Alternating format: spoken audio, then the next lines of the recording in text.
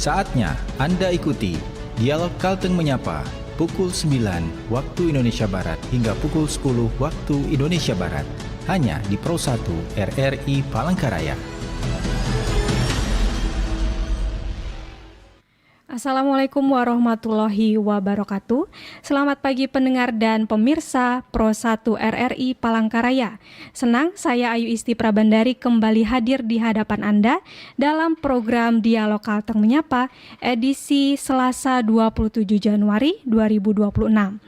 Pendengar, seperti kita ketahui bahwa peningkatan akses dan mutu layanan pendidikan khususnya di Indonesia menjadi hal yang sangat penting dalam upaya membangun sumber daya manusia yang unggul. Pendidikan yang mudah diakses dan berkualitas akan membuka peluang yang sama bagi seluruh masyarakat Indonesia. Oleh karena itu, berbagai upaya perlu terus dilakukan untuk menjangkau seluruh lapisan masyarakat, termasuk di daerah terpencil. Selain itu, pendengar, mutu layanan pendidikan juga perlu mendapatkan perhatian serius, di mana kualitas pendidik, kurikulum, serta sarana dan prasarana sangat mempengaruhi proses dan hasil pembelajaran. Dengan layanan pendidikan yang baik, diharapkan generasi muda Indonesia mampu bersaing dan berkontribusi dalam pembangunan bangsa. Untuk itu, pendengar, Dialog Kalteng Menyapa pagi hari ini mengangkat topik tentang peningkatan akses dan mutu layanan pendidikan. Untuk membahas topik kita pagi hari ini, telah hadir dua narasumber di studio yang tentu saja berkompeten dan siap untuk membagikan informasi dan wawasan kepada kita semua.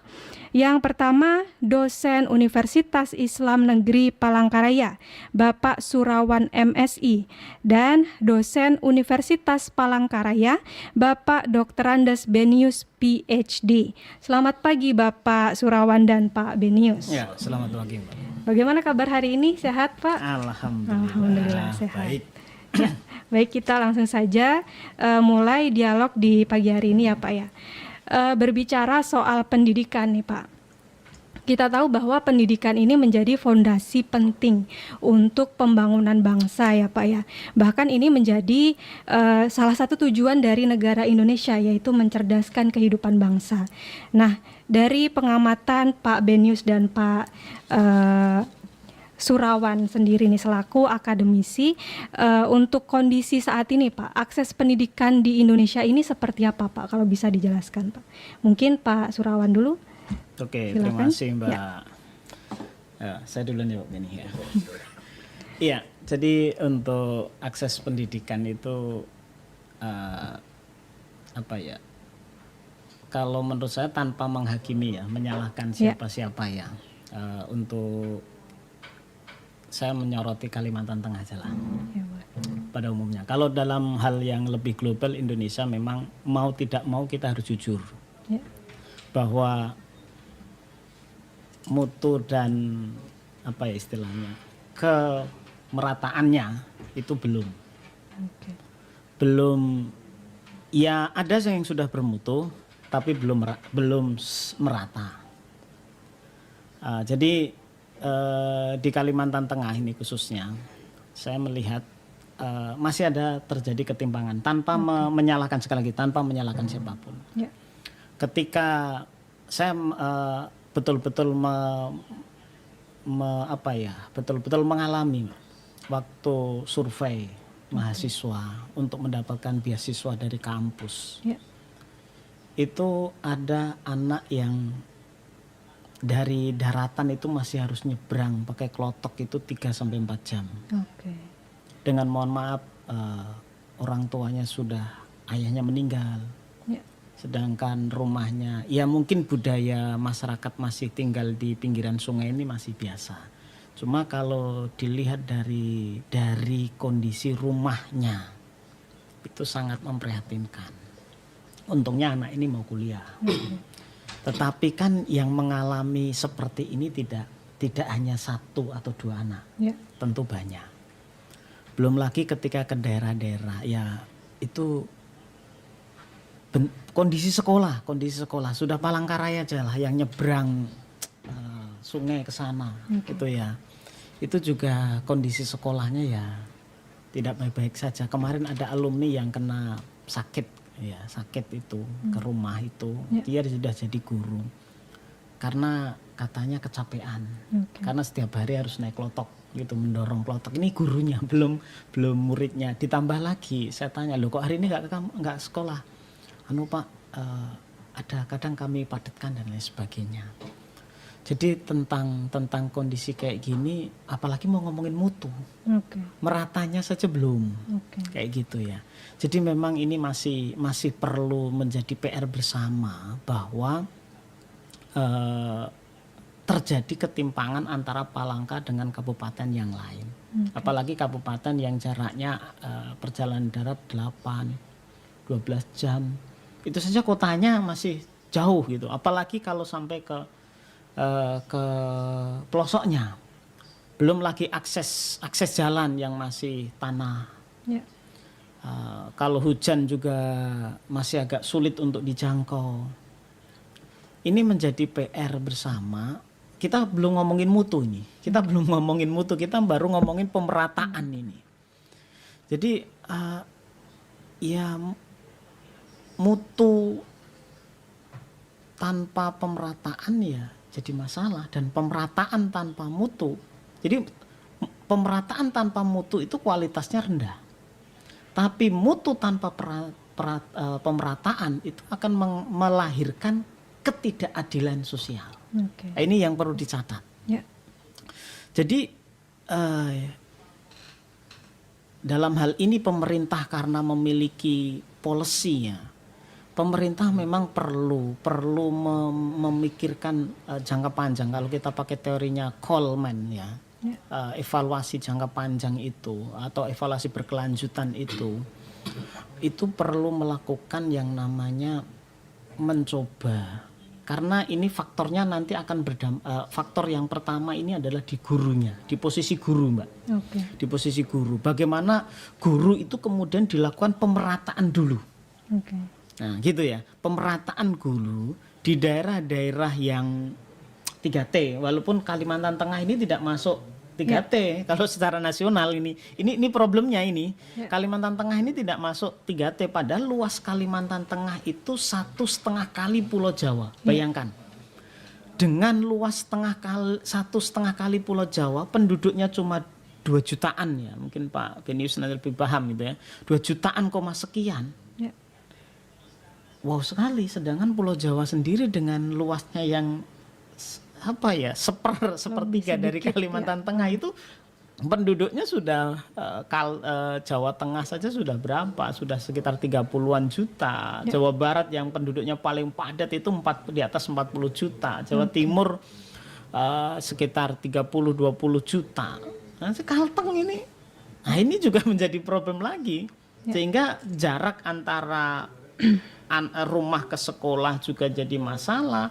Diperparah lagi, mohon maaf ini sekali lagi, diperparah lagi guru di daerah pedalaman, di daerah yang 3T ini masih belum mendapatkan kesejahteraan. Cobalah misalnya alumni perguruan tinggi kan banyak ya di Palangka ini ya. Perguruan tinggi ada UPR, ada UIN Palangkaraya, ada IAHN, ada IAKN, ada Muhammadiyah, ada PGRI dan lain sebagainya. Itu kalau mereka di anak-anak muda ini yang pendidikan ini kemudian direkrut untuk daerah 3T dengan jaminan hidup. Nah, dengan jaminan hidup dikirim ke 3T, dengan jaminan hidup di pedalaman-pedalaman Kalimantan ini hidupnya dijamin. Saya rasa mereka akan semangat. Berbeda dengan, mohon maaf, yang sudah berkeluarga, nanti keterima PNS, dikirim ke daerah, mikir lagi, anakku gimana, suamiku gimana, istrinya gimana. Ini menjadi problem. Jadi mohon maaf, saya lebih melihat bagaimana pemerataan itu terjadi itu dari guru. Guru yang disejahterakan, kemudian didistribusikan dengan baik, lah nanti akan berbicara mutu. Karena rata-rata anak muda ini kan agak dekat dengan IT ya. Rata-rata anak muda sekarang mahasiswa semester 1 atau 2 sudah bisa mengedit video walaupun tidak mendapatkan mata kuliah tentang videografi atau IT gitu loh. Ini mereka nih autodidaknya sangat bagus. Berbeda, mohon maaf, dengan guru-guru yang sudah senior. ini problem lagi ketika guru senior mengajar di 3T. Ya kalau melihat saya jangankan ngomongin mutu, yang penting berjalan saja proses pendidikan itu. Guru datang ngajar, siswanya mendengarkan, ya kayak gitu. Dan itu akan terjadi proses yang berkelanjutan terus menerus. Kami pun juga menjadi tantangan sendiri di perguruan tinggi. Apalagi ketika saya mengajar di S1 yang masih mahasiswa semester 1. Wow, pola pikirnya masih kayak anak SMA. Tugasnya nggak usah banyak-banyak, santai saja, tapi nilainya bagus. Kan ini gaya-gaya berpikir anak SMA yang terbiasa disuapin. Ketika misalnya ujian sakit, gurunya yang datang ke rumah. Loh kalau di kampus kan nggak bisa. Lulus nggak lulus kan urusan kamu gitu kalau di kampus gitu. Tapi gaya ini masih terbawa di perguruan tinggi. Ini juga menjadi tantangan. Makanya ya saya tidak ingin menghakimi siapa-siapa, tapi memang pemerintah yang punya policy, intinya punya kebijakan, punya monitoring, punya hak untuk mengangkat seorang guru, itu khususnya pemerintah daerah itu perlu melakukan sebuah terobosan ya, terobosan. Ini adalah wacana, memang tentu ini adalah wacana yang perlu kita bangun bersama, kita dukung bersama. Kampus kemudian mempersiapkan tenaga pendidik yang handal. Pemerintah bisa memayungi alumni keguruan ini untuk mau terjun ke daerah-daerah yang notabene masih, saya tidak mengatakan terbelakang, tetapi lebih cenderung kepada pemerataan pendidikannya belum baik. Seperti itu, dengan dikasih sebuah reward. Kamu ke sana, kamu di sana, mengabdi di sana, nanti untuk kesejahteraan hidup diberi. Ini saya rasa bisa mengatasi tema kita hari ini, mutu dan pemerataan ini. Seperti itu. Karena memang memang Kalimantan sangat secara geografis sangat menantang sekali. Menarik Pak, tadi dari versi Pak Surawan sendiri kan meng-highlight gitu ya Pak ya, pemerataan yang belum terjadi, berarti belum bisa kita bilang atau membahas soal mutu. Dan salah satu hal yang penting di sini adalah posisi guru yang masih tidak seimbang dengan peserta didik dan mahasiswa di Kalimantan Tengah ini. Kalau dari Pak Benyu sendiri Pak, menurut pengamatan Bapak ini selaku akademisi, kondisi saat ini seperti apa? Atau mungkin apa yang digarisbawahi dari Bapak sendiri dalam hal ini? Iya, makasih Mbak Ayu. Jadi saya itu berpikirnya melihat kondisi realita kita. Kondisi kita itu ya memang kata orang itu kan kita masih menghadapi kesenjangan akses. Ya, terutama di daerah-daerah yang dikatakan orang itu kecil gitu. Kalau tertinggal sih mungkin enggak juga gitu. Ya, terpencil gitu ya. Ini yang sekiranya jadi tantangan kita ke depan. Nah, oleh karena itu saya menggarisbawahi dalam bagaimana kita meningkatkan akses dan layanan pendidikan ini, tentu kita harus tahu dulu tantangannya. Ya, dimanapun saya kira, tidak hanya di Kalimantan Tengah, tantangan itu seperti contohnya apa? Geografi, tentang ekonomi, ya, tentang tadi dikatakan Bayu tadi sarana dan prasarana pendidikan kita. Nah, ada 3 hal ini saya kira yang menjadi tantangan kita. Nah, kalau ini bisa teratasi, mungkin jawaban pertama untuk akses layanan pendidikan itu mungkin bisa kita jawab itu tadi. Kalau sudah itu terpenuhi. Selama ini kan itu kan masih menjadi polemik. Ya, polemik di kalangan dunia pendidikan, di kalangannya pemerintah daerah juga.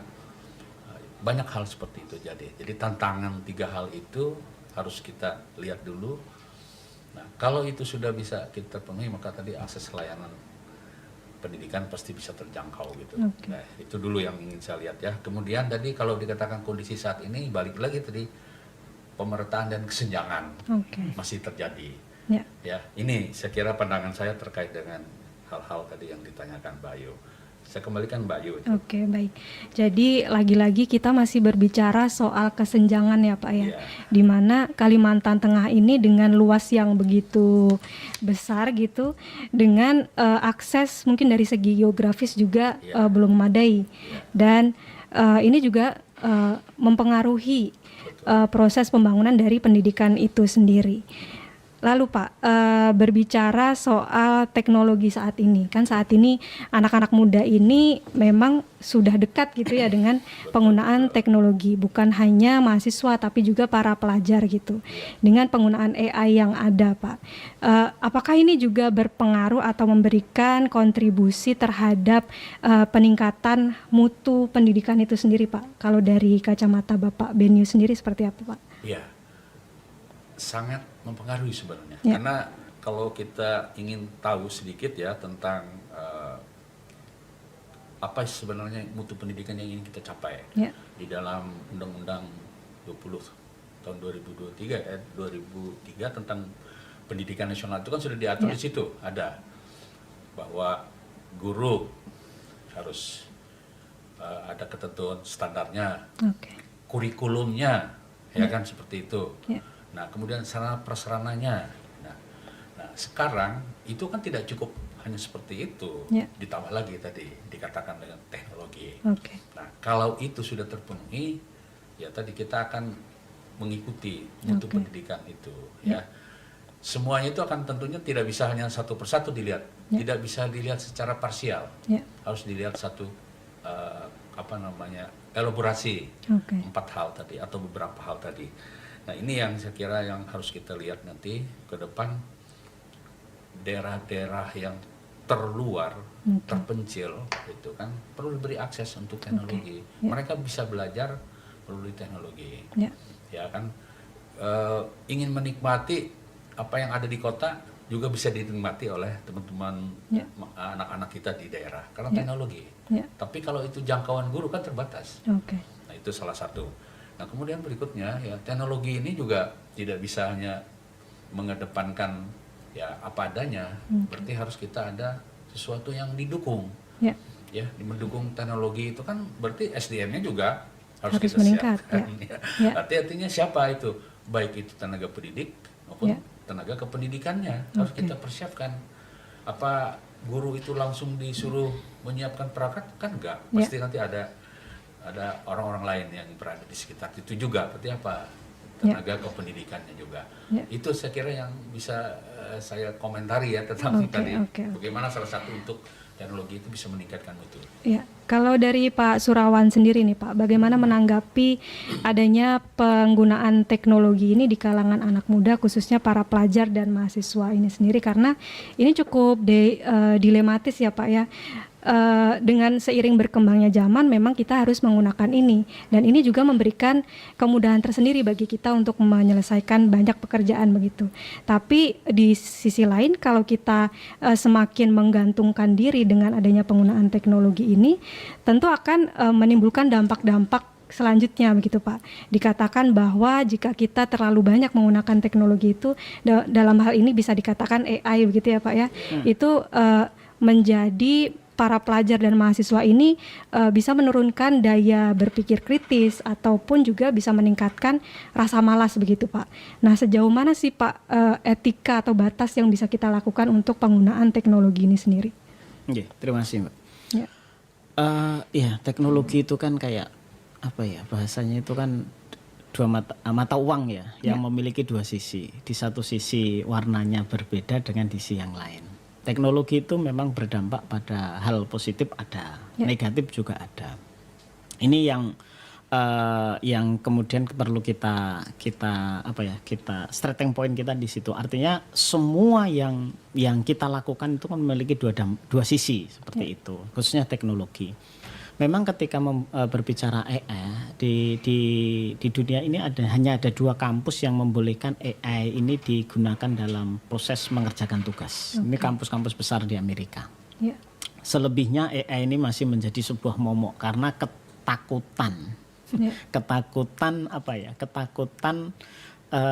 bahwa pendidik ketika ngomong pendidik itu entah guru entah dosen ya, itu jangan-jangan mahasiswa atau ini khususnya dosen nih, jangan-jangan karena mahasiswanya lebih pintar daripada dosennya gitu ya Pak Benis ya, karena buat makalah pakai AI kan seperti itu ya, buat makalah pakai AI, menjawab soal ujian itu kalau sudah pakai misalnya hanya mengerjakan tugas ujiannya misalnya UAS lewat online ya Pak Beni ya, tidak tulis tangan, itu semuanya murni pakai AI. Dan itu kelihatan kok, bahasa AI itu kelihatan. Mohon maaf bagi Pak Benius atau saya sendiri, oh anak ini mengerjakan tugas membuat AI. Ini kelihatan kok. Saya itu kalau sudah mengajar di mahasiswa semester akhir atau S2, itu luaran saya itu artikel jurnal yang terpublikasi, Mbak. Jadi mahasiswa ketika mempublikasi jurnal, ini kelihatan kok dia pakai AI atau enggak. Sebenarnya dosen itu tahu. Nah, yang akan jadi masalah ketika dosen atau guru tidak tahu. Ini ya, redaksi yang dibuat oleh AI itu terlihat. Terlihat. Mahasiswa S1 semester 1 sudah membuat makalah keren ya Pak Beni ya. Mohon maaf bukannya suudon. Tapi kemampuan mahasiswa kita tahulah kita gitu loh. Itu. Sebenarnya AI itu bisa diantisipasi ya. Bisa diantisipasi ketika pendidik dalam hal ini guru atau dosen itu memang bahasa Pak Beni tadi secara SDM memiliki kualitas. Ya, kenapa saya tadi di awal mohon maaf Mbak Yu menyoroti guru? Karena guru ini menjadi starting point yang paling penting di dalam dunia pendidikan. Mohon maaf, muridnya nakal, kurikulumnya jelek, tapi kalau gurunya itu keren, karena gitu. Sehingga guru yang berhasil itu adalah, mohon maaf, ibaratnya, mohon maaf ini saya katakan, mohon maaf beberapa kali, penjahat masuk sekolahan X, ketika gurunya baik, setelah keluar itu jadi orang keren, jadi orang hebat, berarti gurunya hebat. Tapi kurikulumnya keren, murid-muridnya yang masuk sekolah itu pintar, tapi kalau gurunya, karena guru itu adalah fasilitator. Guru itu fasilitator. Jadi ketika seorang fasilitator itu memahami different individual dalam bahasa psikologi, different individual itu keyakinan bahwa semua orang itu memiliki pola pikir, pola pandang, sifat yang berbeda, Mbak. Ketika guru itu, pendidik itu mampu memahami itu, jadi kayak apapun yang masuk di kelas itu dengan 32 siswa, 40 siswa yang berbeda isi kepalanya, tapi pendidiknya itu memahami, ya itu akan makanya saya tadi Pak Beni Pak Benis menambahi tentang masalahnya ada akses, ada dana sarana dan misalnya itu melengkapi sekali. Memang saya starting point-nya adalah di guru. Kayak gitu. Itu makanya guru walaupun pakai AI, pakai apapun sekarang selain AI jenisnya macam-macam ya Pak Beni ya. Macam-macam lagi itu sudah berkembang apalagi kelihatan kok. Dari sisi redaksi itu kelihatan. Nah, masalahnya ya di situ tadi, gitu ya Pak. SDM-nya itu memang gitu ya. Berarti di sini peran SDM itu sangat penting untuk memfilter begitu ya Pak ya. Yang selanjutnya dalam penggunaan AI bagi mahasiswa dan pelajar itu sendiri ya Pak ya. Iya betul. Karena kan sekarang ada kalau dulu cek Turnitin plagiasi, sekarang kan ada AI detector, detected gitu untuk mendeteksi seberapa tingkat plagiasi menggunakan AI-nya itu Mbak gitu loh. Baik. Di sini lagi-lagi yang disoroti adalah kesejahteraan guru begitu ya Pak ya. Sebagai starting point dari Pak Surawan tadi. Kalau menurut Pak Benius ini Pak, guru sebagai atau tenaga pendidik sebagai starting point ini untuk meningkatkan sumber daya manusia yang unggul.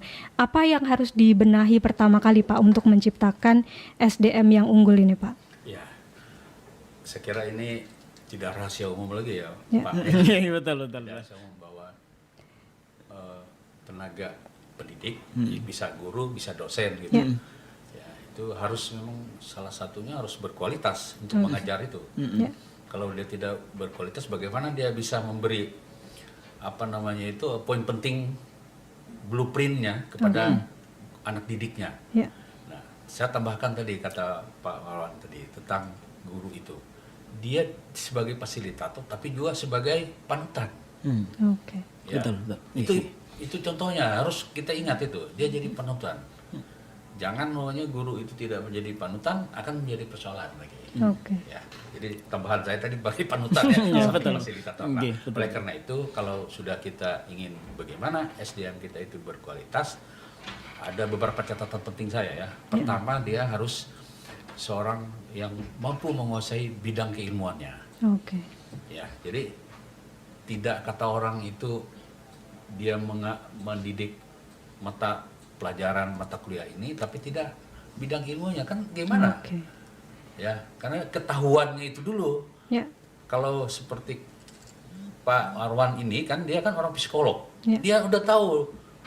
Nggak bisa kita bohongi. Orang psikolog tuh ya dari awal dari A sampai Z itu udah tahu dia, nggak bisa. Ya. Jadi udah tahu dia. Nah, kalau saya beda.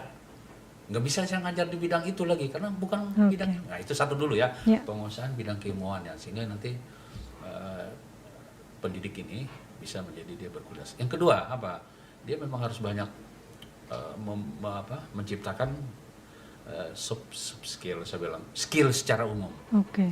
Ya, baik itu soft maupun hardnya. Ya, Ya. itu dulu. Ya, kalau orang itu asumsinya begini, kalau orang itu tidak terbiasa untuk menjadi tukang, gimana dikatakan profesional kan? Oke. Betul. Ya, Nggih. tidak akan tahu dia. Nah, itu. Jadi tadi skillnya memang harus apa namanya kita Ditingkatkan. tingkatkan. Ya. Nah, yang terakhir itu 3 hal ini di luar yang lain-lain ya. Ini Ya. 3 pokok itu adalah attitude-nya. Oke. Jadi knowledge, skill dan attitude Oke. untuk membentuk seseorang itu berkualitas Ya. atau bermutu. 3 Ya. hal itu ya. Oke. Dan kalau ditanya saya, ini 3 ini bisa hanya 1 kah terpenuhi atau 2 ya? Atau ada semuanya? Saya jawab saya harus semuanya. Oke. Baru itu berkualitas namanya ya. Jadi 3 hal itu saya titip nanti Ya. untuk tenaga pendidik, Oke. ya, tenaga kependidikan juga. Kalau kita ingin meningkatkan kualitas, 3 hal tadi, knowledge-nya harus ditingkatkan, nah, ya, skill-nya dan attitude. Oke. Itu aja. Jadi 3 itu menjadi standar paling dasar untuk Iya. menciptakan SDM unggul begitu Iya. ya Pak ya. Baik pendengar, menarik sekali perbincangan kita pagi hari ini. Namun sebelum melanjutkan dialog, kita akan jeda sejenak untuk mendengarkan iklan layanan masyarakat dan spot berikut ini. Jangan kemana-mana, tetap bersama kami di Pro 1 RRI Palangkaraya. RRI Digital. Nikmati kemudahan interaksi, partisipasi, dan kolaborasi dengan RRI Digital. Interaksi, dengar dan saksikan siaran langsung kami, daftarkan akun Anda, dan mulailah berinteraksi di setiap program dan konten kami. Partisipasi, kreasikan konten Anda berupa berita, podcast, vlog, film, musik, dan playlist. Kolaborasi, kami mengajak berbagai komunitas untuk berkembang bersama melalui digital platform. RRI Digital kini juga menghadirkan terobosan baru, workspace platform, dan online learning platform dengan fasilitas-fasilitas unggulan, monitor impact and outcome, meeting online, video conference, dan library. RRI Digital menghadirkan fitur-fitur untuk peningkatan interaksi, partisipasi, kolaborasi, workspace, dan learning. Segera download RRI Digital.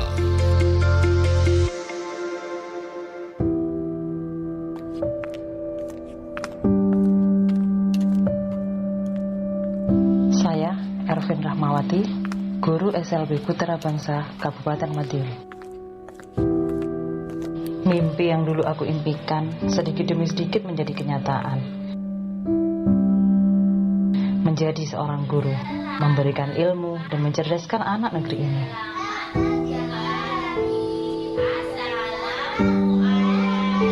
Dan sekarang aku di sini.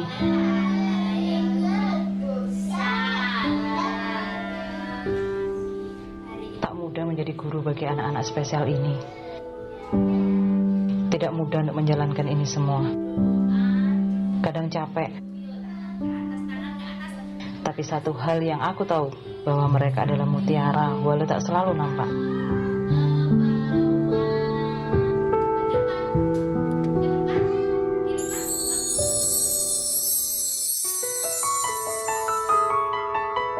Mereka berhak atas segalanya.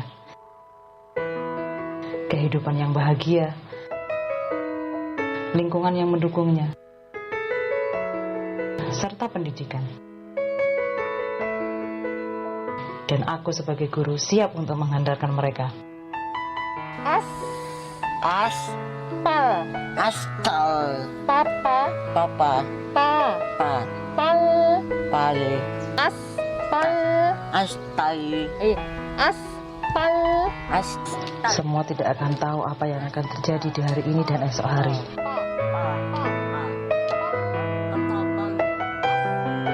Melangkahlah dan semua akan terjawab nanti. Pendidikan terbaik adalah guru.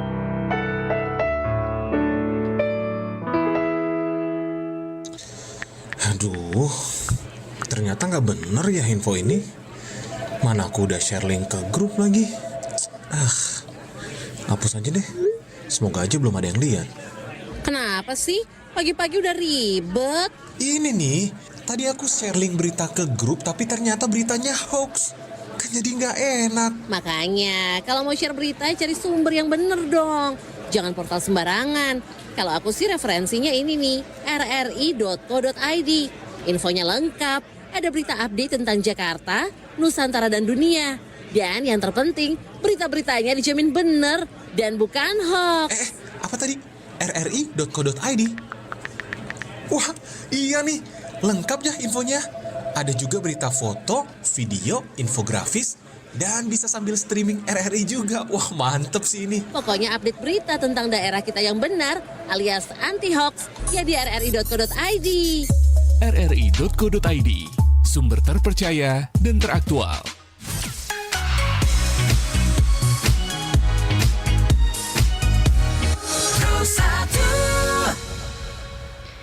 Ya pendengar, masih bersama kami di Pro 1 RRI Palang.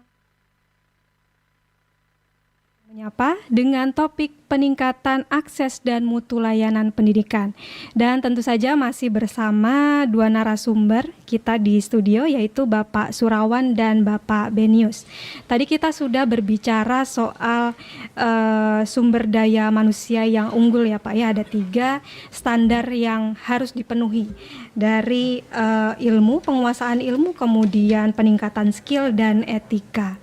Nah, berbicara soal etika nih Pak, menarik.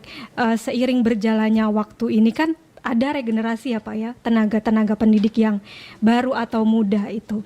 Dengan adanya perkembangan zaman ini tentu karakter atau mentalitas dari tenaga pendidik itu berbeda. Nah, bagaimana cara yang bisa dilakukan agar etika ini tetap terjaga Pak? Mungkin Bapak Surawan bisa menjelaskan. Ya, terima kasih Mbak. Ya. Ya memang ini jadi problem ya. Etika itu berasal dari etik ya. Ketika kita ngomongin ada etik, ada moral, nanti ada akhlak. Nah ini menjadi sebuah, ini berbeda tapi orang memahami rata-rata sama. Kan seperti itu. Ketika etika itu etika itu kalau kita definisikan itu kan adalah kepantasan, pantas dan tidak pantas, itu etika. Kalau moral itu adalah nilai masyarakat. Sebuah masyarakat, nilai sesuatu dalam masyarakat setempat. Kalau akhlak itu kan adalah apa yang keluar dari dalam diri seseorang tanpa dipikir terlebih dahulu. Jadi itulah akhlak. Misalnya orang kaget itu ngomong apa, memuji Tuhannya atau ngomong kotor, lah itulah akhlak. Kan seperti itu. Nah, ketika kita ngomongin tentang etika, pantas dan tidak pantas itu kan dirasa. Memang generasi atau pendidik muda itu memang ketika harus diversuskan dengan generasi tua. Ini kita ngomong pendidik ya, konteks pendidik. Itu memang ada hal yang menurut generasi tua itu ada yang tidak etis. Nah, tetapi ketika kita melihat dari perspektif generasi muda dengan anak yang sekarang itu generasi Z namanya, itu menjadi etika ini menjadi sesuatu yang berbeda lagi maknanya. Pantas antara untuk sesama anak muda dengan pantas untuk istilahnya generasi senior atau tua itu kadang ada legitimasi yang berbeda.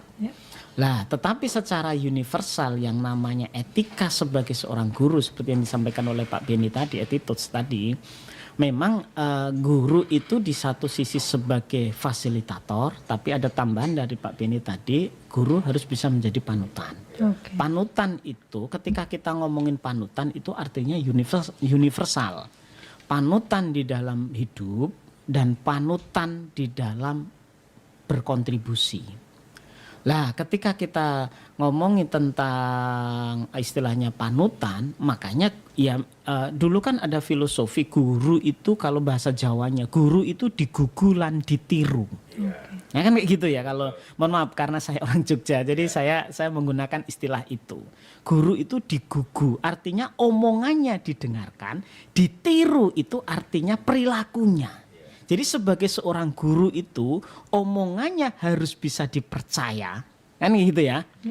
Dan perilakunya harus dicontoh. Jadi antara omongan dan perilaku itu seia sekata.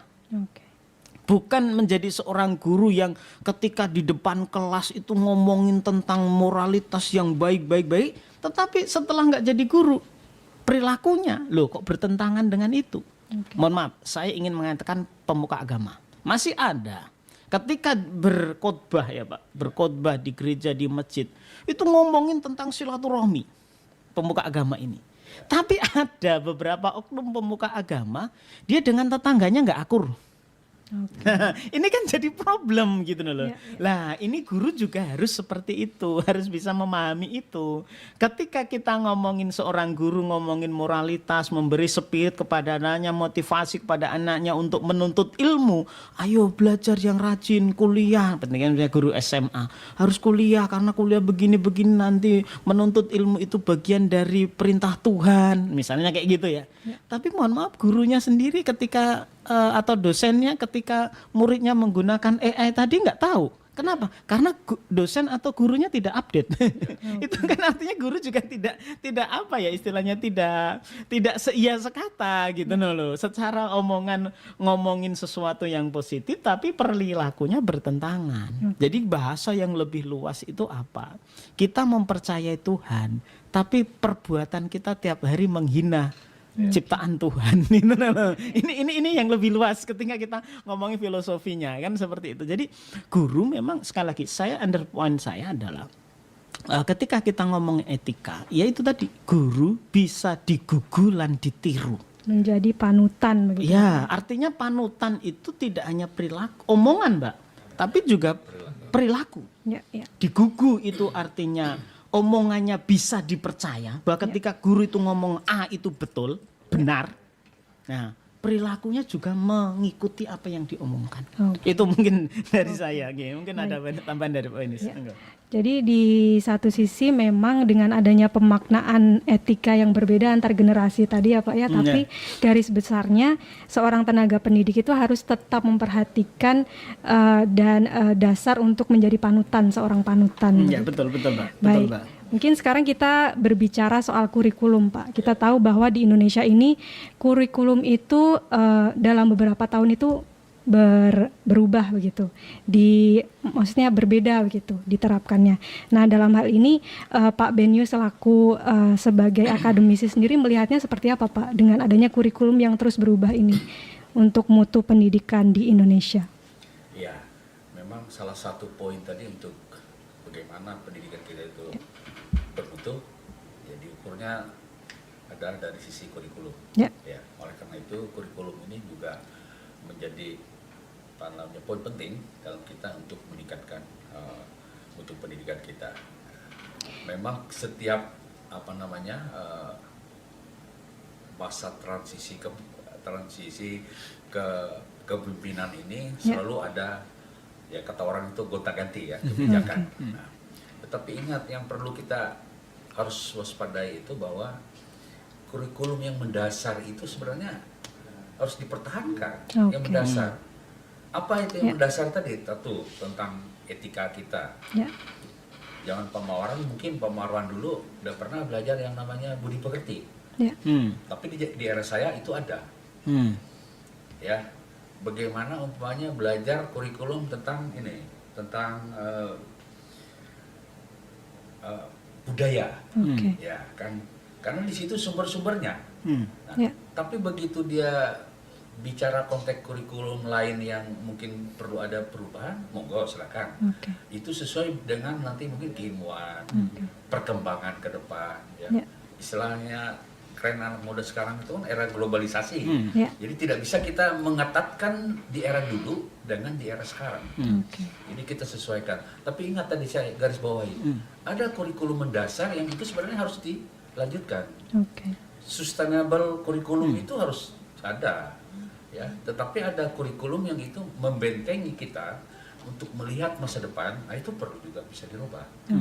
Nah, saya ambil contoh sekarang di eranya Pak Menteri yang dulu itu ada namanya MBKM ya. MBKM itu. Nah, pada saat itu memang itu dibutuhkan karena kita bicara dulu di situ globalisasi, sudah teknologi, ya, sudah teknologi. Jadi kurikulum yang berubah itu tidak juga yang saya katakan membuat mutu pendidikan kita itu rendah, tidak. Ya, kita akan sesuaikan juga sesuai dengan perkembangannya. Itu saya kira pandangan saya tentang kurikulum ya. Baik Pak, kalau dari Pak Surawan sendiri Pak, memandangnya seperti apa dengan adanya kurikulum yang berubah, mungkin dengan adanya perubahan kepemimpinan juga ada perubahan juga sudut pandang dari pendidikan sendiri. Terima kasih Mbak. Saya setuju dengan Pak Benius ya. Pada prinsipnya kurikulum itu memang harus berubah. Makanya kalau istilah John Dewey itu membagi kurikulum itu ada dua Mbak. Yang namanya core kurikulum dan hidden kurikulum. Nah, core kurikulum itu kontinuitas. Bahkan saya di prodi saya sudah 2 kali merombak kurikulum. Kan seperti itu. Saya merombak kurikulum 2020 dan kurikulum 2025. Karena kurikulum kalau di perguruan tinggi itu kan 3-5 tahun memang harus direvisi ya Pak Benius ya. Kayak gitu. Tetapi ingat, ada yang namanya hidden kurikulum. Nah, seperti yang dikatakan oleh Pak Benius tadi, sustainable, harus berkelanjutan. Ada pokok yang harus dipertahankan. Lah, yang core kurikulum ini memang sifatnya fleksibilitas. Karena yang sebuah keniscayaan Mbak, yang namanya kurikulum itu harus berubah. Kayak gitu. Pada prinsipnya nggak ada masalah gitu. Yang penting perubahan itu melalui sebuah mekanisme yang benar ya. Artinya melalui sebuah survei. Kalau di perguruan tinggi itu kan ada survei alumni ya Pak. Makanya di dalam perubahan kurikulum perguruan tinggi itu ngundang alumni, ngundang pakar, ngundang pejabat pemerintah, stakeholder namanya atau pengguna dan lain sebagainya. Artinya itu sesuatu hal yang harus dilakukan dalam perubahan kurikulum. Tidak serta-merta saya pengen buat kurikulum seperti ini. Bahkan untuk menghitung berapa SKS itu ada rumusnya ya Pak Benius ya. Ada rumusnya Mbak. Itu untuk membuat kurikulum itu nggak sembarangan gitu. Saya yakin pejabat di pusat juga melakukan hal yang seperti itu. Tetapi tetap harus ada hidden-nya. Apa sih yang ingin dicapai? Nah, value apa yang ingin, target apa dari sebuah value apa yang ingin ditarget dalam kurikulum ini. Makanya kan kalau sekarang itu kan ada kurikulum pendekatan deep learning. Kalau di Kementerian Diktis ya Pak ya, di Kementerian Pendidikan. Tapi kalau di Kemenak itu namanya kurikulum berbasis cinta Pak, KBC. Nah, jadi sebenarnya ini mirip aja. Ada kalau yang deep learning itu ada joyful, mindful, ada meaningful. Kalau di Kementerian Agama itu KBC, kurikulum berbasis cinta, harus empati, toleransi, simpati, itu yang ditekankan seperti itu. Itu Mbak. Jadi mungkin itu dari penjelasan dari saya. Jadi bisa diambil kesimpulan bahwa berubahnya kurikulum itu memang dibutuhkan setiap tahunnya. Betul. Dengan berubahnya zaman tentu saja cara pandang kita untuk memberikan pendidikan itu juga akan berbeda. Namun di sini juga perlu mempertahankan kurikulum dasar yang menjadi penting dalam hal ini ya Pak ya. Baik, itu tadi kita berbicara soal kurikulum Pak. Kalau soal fasilitas sendiri Pak, sarana dan prasarana, seberapa penting sih Pak sebenarnya fasilitas ini dalam mempengaruhi proses belajar siswa dan mahasiswa ini? Mungkin Pak Beni bisa menjelaskan. Ya, tadi kita sudah banyak bicara tentang salah satunya sarana dan prasarana pendidikan ya. Itu adalah bagian dari bagaimana ciri atau kriteria dari bagaimana kita ingin nanti meningkatkan mutu gitu. Nggak bisa kita anulir itu ya, bahwa sarana prasarana itu bagian dari upaya kita untuk meningkatkan mutu. Nah, karena itu tadi tentang fasilitas pendidikan ini memang kita harus gunakan istilah lain, wajib. Ya, untuk itu. Kalau itu tidak diwajibkan, maka saya kira akan susah. Nah, apakah nanti itu sifatnya milik sendiri gitu ya pemoronnya, atau kita sewa, atau kita pinjam kan? Tapi fasilitas pendidikan itu menjamin tadi terselenggaranya mutu pendidikan. Ya, itu harus ada. Nah, oleh karena itu saya sebenarnya menginginkan bahwa ada terobosan baru ya oleh pemerintah untuk meningkatkan mutu melalui sarana dan prasarana pendidikan itu. Harus ada terobosan. Nah, tidak bisa membangun ya terlalu banyak kelas sebenarnya. Mungkin ya diatur frekuensi belajarnya. Ya, tidak bisa terlalu banyak menyentuh kepada substansial tentang kita menyiapkan pendidikan karena dana terbatas menggunakan tempat-tempat lain. Ya, itu kata kunci bagi saya untuk bagaimana melihat pendidikan itu. Nah, saya beberapa catatan penting saya waktu kunjungan ke daerah-daerah itu, ya, ada sekolah yang dibangun pendidikannya, tetapi muridnya ada 5-6 orang. Kan mubasir saya. Kenapa itu tidak dimanfaatkan untuk pendidikan yang lain? Itu. Ada juga yang pendidikan itu banyak muridnya, ruang kelasnya kurang, tapi dibuatkan shiftnya, ada sore, ada pagi gitu. Maksud saya tuh seperti itulah kira-kira kebijakannya, karena kita tidak mungkin juga ingin sebuah ente dibangun terus gitu kan. Nah, harus kita juga punya kajian-kajian ilmiah, umpamanya ini di sini perlu didirikan nggak fasilitas pendidikan. Gitu. Ya, itu. Tapi kalau hal-hal lain itu saya kira sangat tergantung dengan pemerintah daerah. Ya. Dan saya kira pemerintah pusat juga tidak mungkin semuanya bisa menghandle ya pembaruan ya. Harus ditangani oleh pemerintah daerah.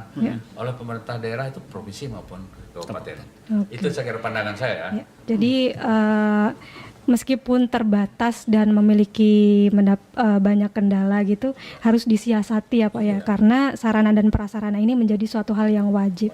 Baik Pak, terakhir Pak ini untuk tema kita pagi hari ini, mungkin dari Pak Benius dan Pak Surawan nanti bisa menjelaskan dan menyampaikan apa saran yang bisa diberikan oleh pemerintah kepada pemerintah dalam upaya peningkatan akses dan mutu layanan pendidikan. Bagaimana? Mungkin dari Pak Surawan bisa disampaikan. Terima kasih Mbak. Ini kita konteksnya bicara umum atau Kalimantan Tengah? Bisa umum mungkin Pak. Oke, umum. Sebenarnya gini Mbak, Indonesia itu kan nggak kekurangan orang pintar. Ada kampus-kampus yang besar di Indonesia pada umumnya. Nah, pemerintah perlu, ya ibaratnya harus mengakui lah, karena selama ini kan konektivitas antara kampus dengan pemerintah itu agak ada jeda ya, menurut saya agak sedikit jeda. Karena memang kepentingan kampus dengan kepentingan pemerintah itu kadang ada sedikit apa ya Pak? Ada gap. Makanya pemerintah memang perlu dalam tanda kutip jujur melibatkan perguruan tinggi untuk melakukan sebuah perubahan. Misalnya kita konteksnya Kalimantan Tengah saja, lebih kecil. Pemerintah daerah provinsi itu kan bisa melibatkan UIN, bisa melibatkan UPR. Misalnya tadi masalah pembangunan, masalah survei, masalah pemerataan dan lain sebagainya tadi pembangunan pendidikan, sehingga tidak terjadi seperti yang disampaikan oleh Pak Benius tadi. Ada IHN, ada IHKN. Jadi ibaratnya pemerintah menggandeng kampus-kampus ini dalam rangka, yuk kita bicara tentang bagaimana tema yang lebih besar gitu ya, tentang mutu dan pemerataan pendidikan kita. Yuk kita duduk bareng, apa masalahnya, yuk kita ke daerah misalnya melibatkan akademisi, terus gimana solusinya. Atau akademisi ini dikasih PR, ini ada masalah seperti ini, sampean punya solusi apa. Nah ini kalau mau kita terbuka seperti ini, ya akan terjadi sebuah sinergi dan tema kita akan terjawab Mbak. Mutu dan pemerataan itu akan terjadi. Memang sekali lagi ini serba kepentingan ya, serba ada kepentingan di balik ini yang mungkin membuat kita menjadi sejenis, ada istilah Pak Benius tadi, ada gap. Seperti itu. Jadi dengan pemerataan dengan duduk bersama, pemerataan akan terjadi, maka mutu akan lahir. Seperti yang saya sampaikan di awal, dia terjadi merata tapi tidak bermutu, itu kualitasnya rendah. Ya. Tapi bermutu tidak merata itu tidak adil. Ya. Keadilan sosial bagi seluruh rakyat Indonesia tidak terjadi. Oke. Itu mungkin closing statement dari saya. Terima kasih Mbak. Kalau dari Pak Beni sendiri bisa disampaikan saran yang bisa diberikan untuk pemerintah dalam hal peningkatan mutu dan akses layanan pendidikan, Pak? Ya, pendidikan itu adalah investasi jangka panjang. Ya. Ya. Karena itu upaya untuk meningkatkan akses dan mutu pendidikan itu harus melibatkan semua pihak.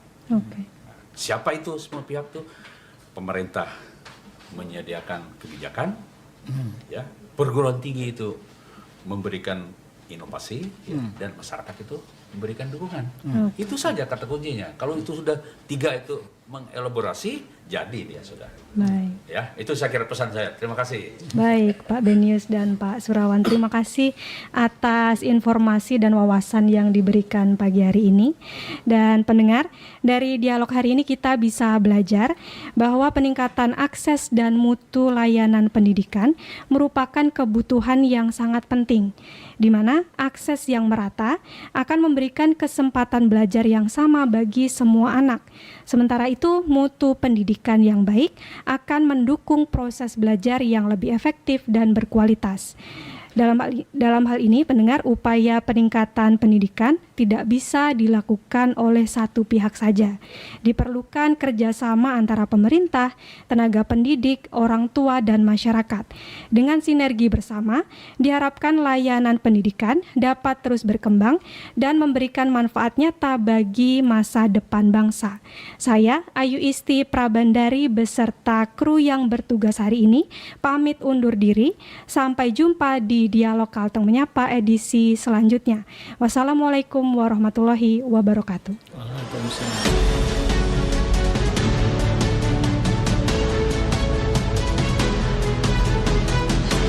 Telah Anda ikuti Dialog Kalteng Menyapa Pro 1 RRI Palangkaraya.